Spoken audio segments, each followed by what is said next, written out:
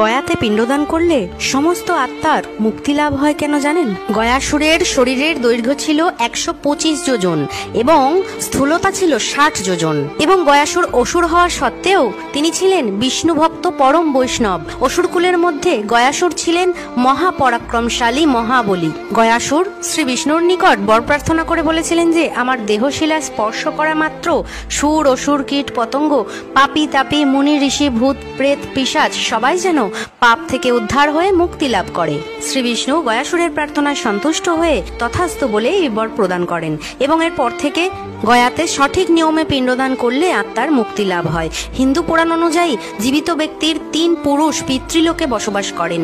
এই পিতৃলোক হলো স্বর্গ ও মর্তের মাঝামাঝি অবস্থিত। তাই পিণ্ডদানের সময় 3 অথবা 5 জন পূর্বপুরুষের নামে তা দান করতে হয়। এতে যে সকল পিতৃপুরুষ পিতৃলোকে আবদ্ধ থাকেন তাদেরও মুক্তি লাভ হয়।